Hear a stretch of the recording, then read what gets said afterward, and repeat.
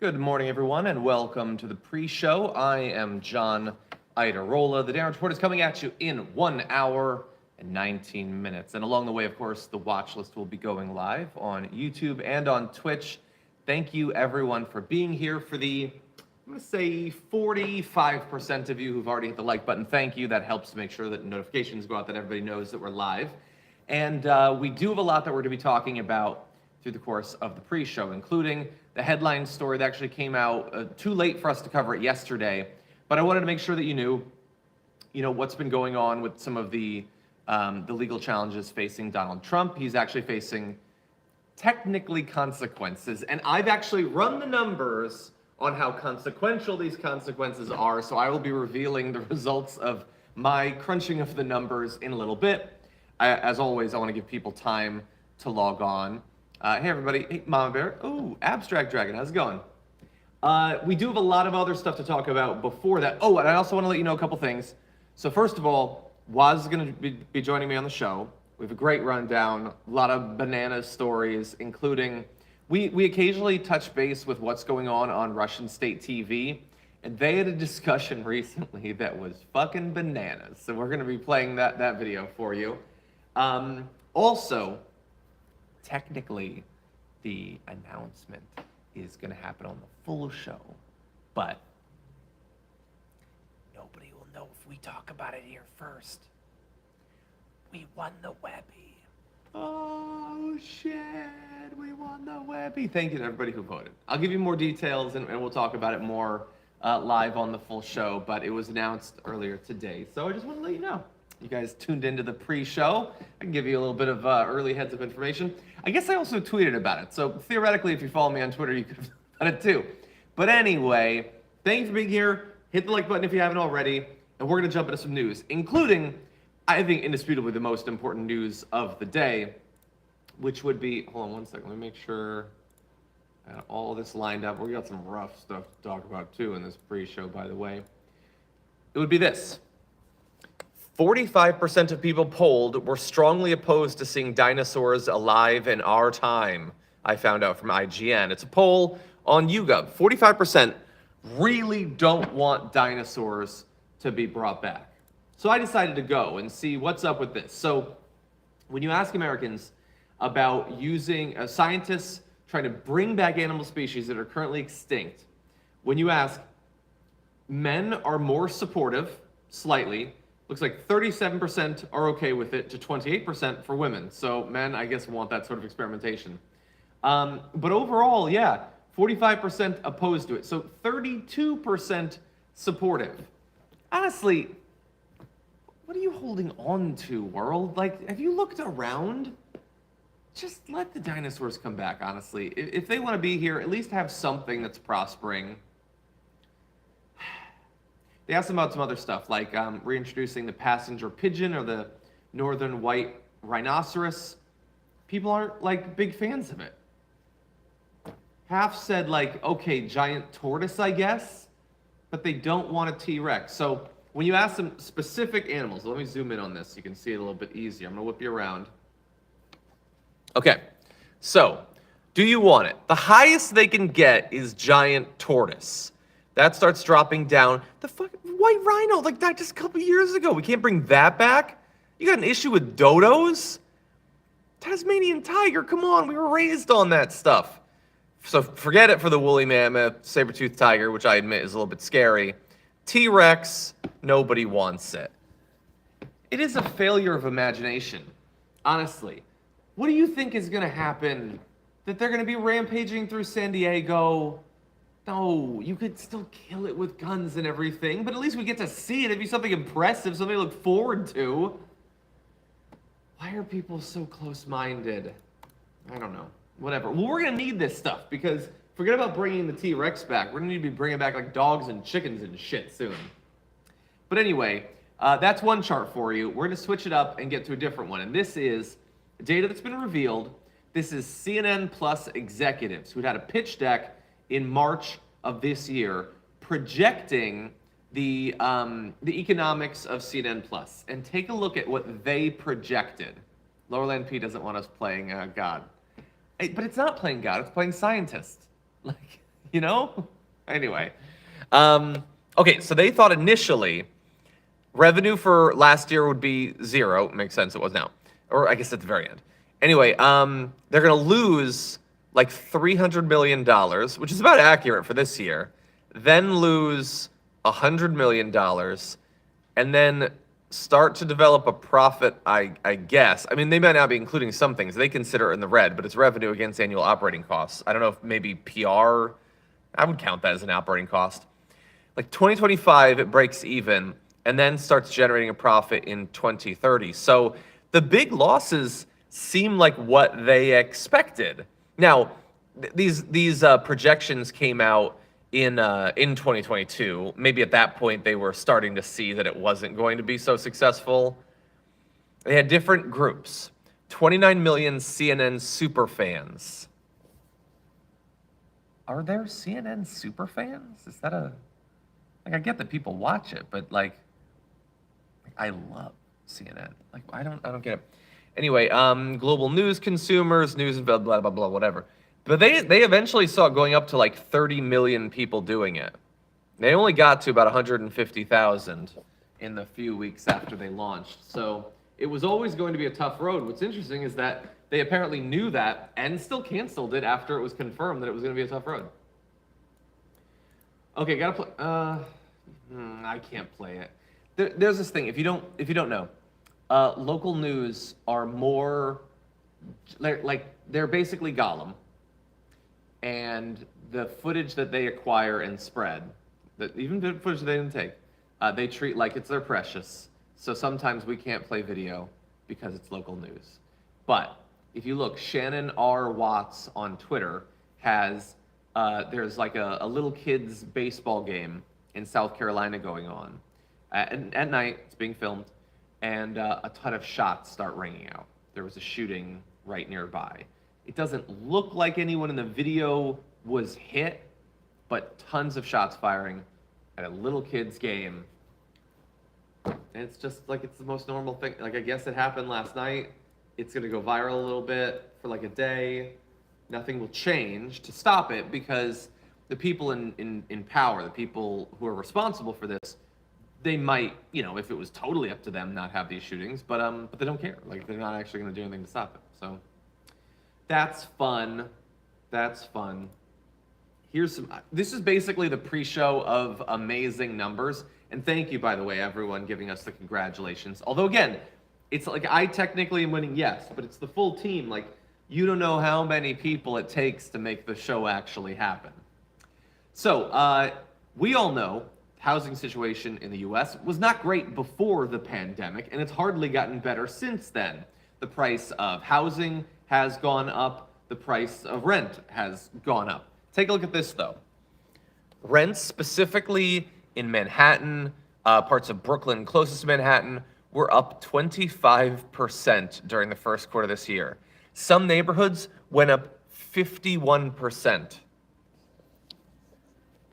If you are, from outside of the US, it's important that you know that these were already considered wildly overpriced, inaccessible places to live. And they shot up by that much in a very short period of time. And look, a version of that is playing out in cities across America on both the housing and the renting side. It's just becoming crazy expensive. And at TYT, we talk about housing a lot. We identify, Ben Shapiro says the Webbies are rigged. No, he didn't, really. He didn't actually say that. I'm gonna briefly look at his Twitter. It would be Marjorie Green would be saying that the Webbies are rigged. No, he definitely didn't say that, right? I don't think so. Ugh. See, here's the thing. Ben Shapiro's talking about the Twitter, Elon Musk buying. He says he should fire a lot of people. Why? What does Ben Shapiro know about the people there? Like, that they should be fired? No, he doesn't care. He doesn't care. He doesn't like them. He thinks that they're libs or whatever, so they should lose their livelihood. Algorithmic transparency. Okay, fine, you can say that. Truth and Reconciliation Commission revealing past manipulation. But understand that. He's not saying to see if there was past manipulation. None of them are curious if there was manipulation. they all take it as a fact, unproven but accepted, that there was manipulation. If he doesn't find it, but like, do you get that that's not going to get through to any of them? They're just going to say that it was hidden before he came in. It was hidden. And by the way, on the other side, if Musk just tweets, yeah, I found the shadow banning documents, he can just lie. He can just lie. It's his personal thing now. He can lie. And by the way, it would be so difficult to disprove that, because disproving that the fact that something never happened is difficult by its very nature, but it would never get out to them.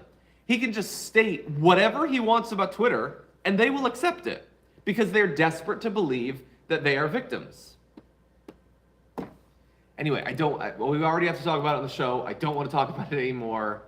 It's just frustrating. It is so, like, you can just operate in bad faith because there is no downside and massive upsides to lying to your audience. Because you don't need anything real to come from the audience, the movement you say that you're a part of or whatever. It doesn't need to produce anything, so you're free to lie to them. Because you're really just trying to take up their time. You're trying to stop things from happening, not make things happen. And so you just fucking lie to them constantly. And they eat it up. They love the lies. The lies are so much tastier than the truth could be to these people. More importantly, according to the Stockholm International Peace Research Institute, last year, worldwide military spending passed $2 trillion for the first time in history. It was up 0.7% from 2020. Seventh straight year of increased expenditures, $2.1 trillion.